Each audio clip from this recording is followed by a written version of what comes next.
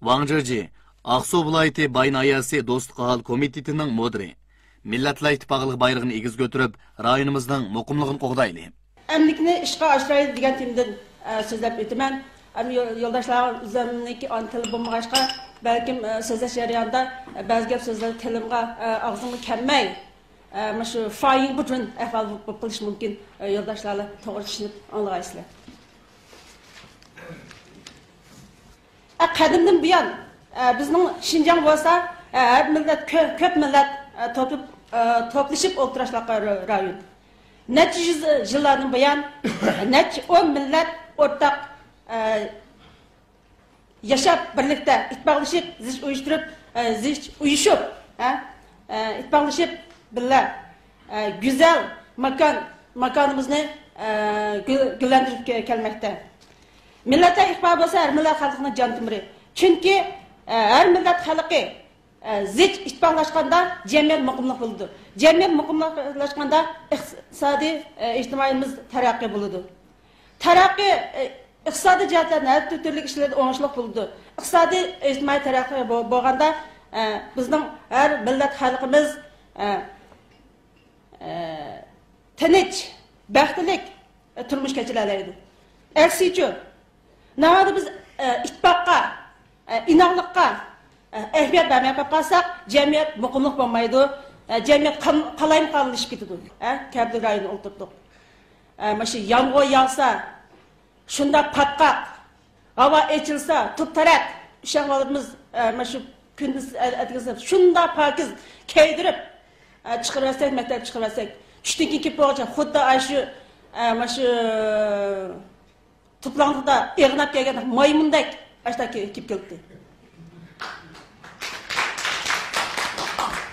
Hozircha, chunki noyimiz shundaq, noyimizdagi har millat xalqi ittifoqli bo'lishga, muqimlik bo'lishga bizning iqtisodiy jihatdan shundaq tiz holatda taraqqiy bo'ldi. Har qaysi o'ltiraq rayonlarda mana shu ittifoqlik kuylari yanitmoqda. Har qaysi joylarda mana ittifoqlik, millat ittifoqlik to'g'risidagi mana shu muhabbatni mana shu tashabbus qilmoqda. Har qaysi joylarda millat ittifoqi paratlab ochilmoqda. Shundaqlar bu faqat bizning noyimizni emas, boshqa noya, boshqa shaharlarda shundaq har millat qarindoshlarimiz bir-biriga mana shu ulgu bo'lib kelmoqda. Har qaysi yerlarda mana shu millat ittifoqi muhabbatini yetkazib olmoqda. Masalan, jiroqdan so'zlasak, mana shu o'ziniki bergini taqdim qilib, Uyg'ur yigitni qutqizib olgan Vanyanna deymiz.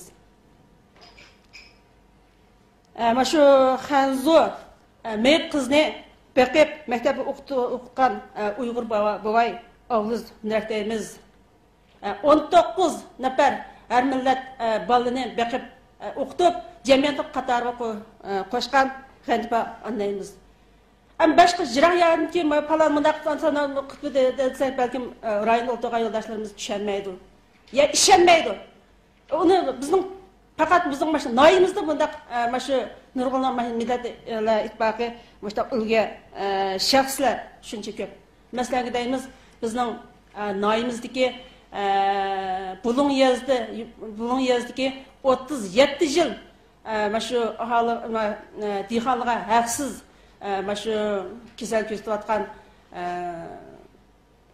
yalangoyoq chijoysin deyotganmiz, yalangoyoq doktor deymizmi? Chijoysin, yalangoyoq doktor Şardon deymiz. Bizning rayonimizmi bor?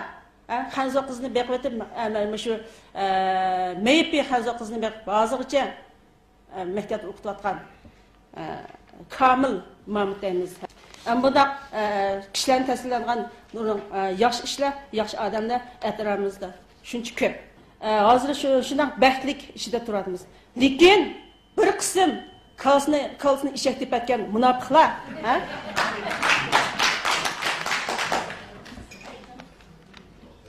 bunda mana shu baxtlikni bilmaydigan, qadrlamaydigan, baxtlik turmushdagi mana shu qadr yetmagan, bilmalar qonun o'rganmagan, ya qonun bilmagan, qonun bilgandimi, qonunni qadrlamagan, hurmatmagan.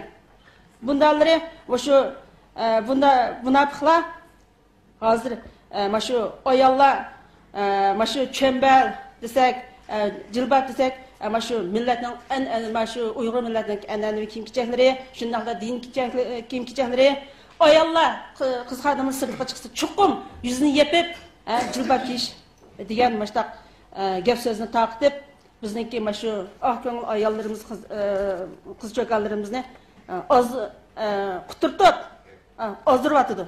Mesela bizniki hammamizning uyida albom bor. Balki 50-ci yillar, 60-cı yillardagi maşu resimni aqtirib ko'rib baqsaq bo'ldi. Biz mayli 60-cı yillar olsun, 70-ci yillar olsun, hazırın olsun bir resimga tushadigan bo'lsak, chuqur o'zimizning eng go'zal, eng chiroyli tarafimizni ko'z xotirlaymiz. 60-cı yillar, 70-ci yillarda suratdan aqtirib baqsaq, o'zimizning ot-boblarimiz kelgan maşu qanday kiyim-kechak kiyib resimga tushgan bo'ldi. Hargizmi hozirgi degandek, qor qog'idek, qor zo'lida kirib olgan kiyim-kechak yo'qdir. Navada bu qor zo'la qor qog'ida kirib olgan kiyim-kechaklar bizniki Uyg'ur millatlarniki shu kiyim-kechaklari degan bo'lsa, ayni vaqtida 50-60 yillarda kelgan kiyim-kechak uchoqning ketadi. Uyg'urlarniki qizlarimiz Çeçini şundak uşak örüp çimendop ve badandop deyimiz kiyip atlas koyunat kiyip mağaz hemme mağaz ne varsa bu Şincan kızları gelsin Uygur kendine. Ne vardı siz aşı o vakit geldik aşı zoladek beşinizde açtı çukunuzda açtı tapınızda varça kiyip yen söylep yen süpürüp mağazsınız. Ne varsınız kişi mi? Hutun kişi mi? Kız valı mı? Mumay mı okul olmasa? Qası uzun Şinjan kızlarınki vekil bulalaydı bu. Ne var? Qas milletin, qas devletin kelgan okul olmasa, yüzgü qalsa, 20 yaş etrafta, ağız qalsa 60 yaşını aşkan momayda tutsa bu. İşki sırtki şu düşman kişiler, bulunma şıqıl kişiler, bizniki şu ittifaqlığımızga, şu iqtisad taraqqiyotlarimizga, nurg'un ishlarimizga buzg'unchilik qiladi. Ular Şinjan'daki inoq, muqimlik, taraqqiyot xohlamaydi. Unda buni faqat Şinjan'ni vatanning qo'yini ayirib etishga, vatanimizni parchlashga planlaydi. Bu jihatda biz cho'qim qalbimizni sevgi tutishimiz kerak. Bundaq qilmishlarning oldini tusish, bundaq qilmishlarning yamrab ketishini oldini olishimiz kerak.